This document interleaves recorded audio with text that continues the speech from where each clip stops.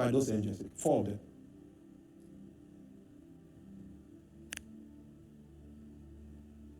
When they left, my physical body was not tired. So I was not using my physical strength. It was spiritual strength. And I was standing before God. Sometimes I stand before Him like that for 8 hours. I'm not talking about praying. I'm saying standing before God. He was in agony. There was a turbocharged dimension. And some physical things that don't normally happen began to happen. Prayer takes the whole man. This night, when you want to pray, try it. Ask God, saturate me. Take me over. Pray that for 30 minutes before you start. Saturate me. Take me over. Saturate me. Take me over. Consume me. Pray that prayer. You will have an experience that you may not have had all your life. So prayer takes the whole man, requires the whole man, desires the whole man. Are you there? Number 2. Prayer is devotional. And I need to read these words quickly. Devotion is a frame of indebtedness found in one that is entirely submitted to God. Devotion dwells in the realm of quietness. Devotion is still before God. Devotion is serious, thoughtful, and meditative. Devotion belongs to the inner life, the attitude of the inner life, the configuration of a heart that is in desperate surrender.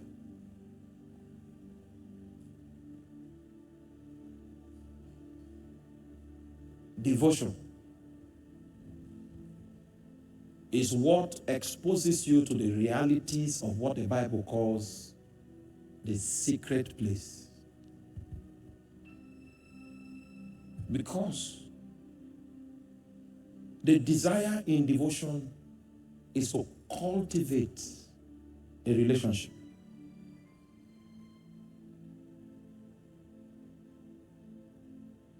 You are cultivating a relationship. And anyone that knows about relationship knows that every move must be deliberate. Every move must be intentional.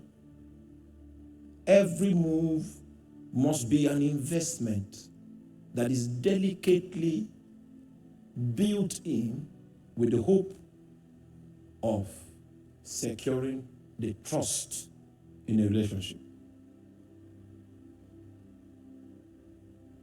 I saw a man, how he treated his dog for 4 years.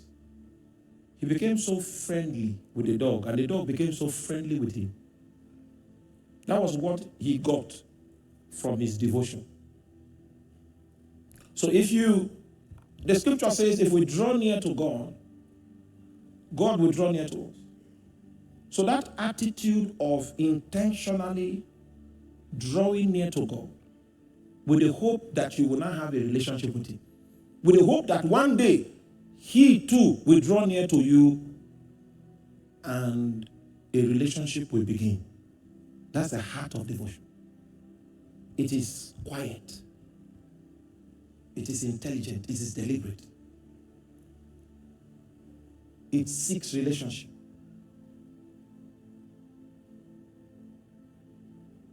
So in prayer, we give our all. There's an aspect, and I'm talking about I'm not talking about prayer, I'm talking about the essentials, what you need. We have not entered the subject of prayer itself. What we are looking at are the essentials. If we are saying that we are going to function in prayer, there are several things that are very critical that you cannot ignore.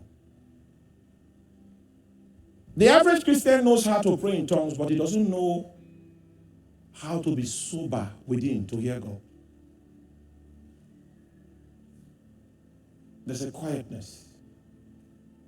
How I wish I have words to explain what I'm talking about. Because when God begins to advance to your spirit man, your heart will be able to understand the language of God. The Bible reveals in the book of John chapter 4 verse 24 that God is spirit, and that they that worship him will have to worship him in spirit and in truth.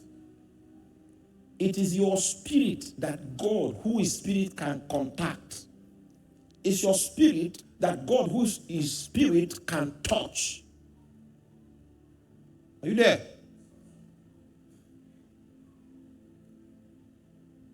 This devotional life that is an essential in prayer is an attempt to be able to glean from God's presence when he makes an attempt to contact your spirit. That attitude is already there to be able to understand his language when it shows up. Many of us know how to fly, but we don't know how to catch prey. We don't know how to receive the word of the Lord in our spirit.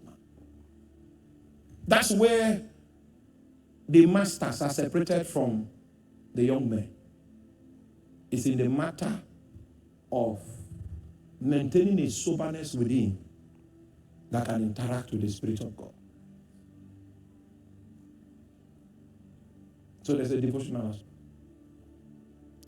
And the question I have for you today is, how well have you trained your heart to discern the movements of God? This devotional aspect, your capacity to understand the language of God's movements. Because when God begins to move, he's talking. But your heart may not even sense that God is moving. Your heart may not even sense, may not even discern what God is saying by the movements that he sustains within your spirit man. It is that conscious and that deliberate attitude of devotion that will give you the ability to understand the language by which the Spirit of God communicates. Now, I have in my study manual here 14 alphabets of God's communication. Just like our in our English alphabet, we have 26 letters. The one I found so far, my own has 14. These are organic alphabets. They are experiential alphabets. Oh, you are not with me. Let me introduce a scripture quickly.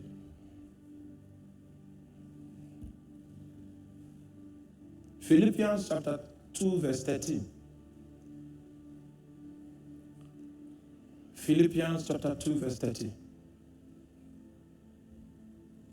For it is God which worketh in you, both to will and to do of his good pleasure.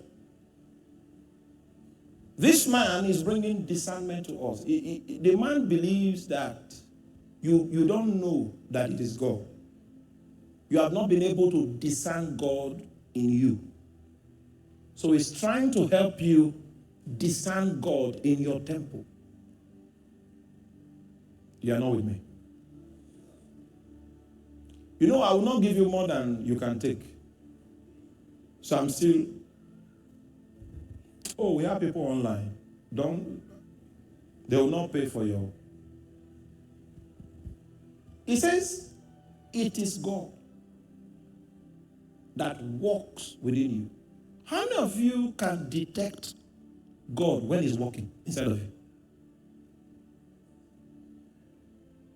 If you cannot, it means that you have not built an intentional life of devotion to God. So whereas you can generate a lot of spirit power, and God begins to move inside your spirit, you cannot detect. So I've seen believers that know how to generate spirit power, but they don't have detection skills. So this man is saying, it is God that walketh in you. And there are two things he does when he walks within you. The first thing is that he begins to flood your heart with his own desires. That's what the King James. Can we change it to NIV? That's what the King James says. Both to will. No. NIV.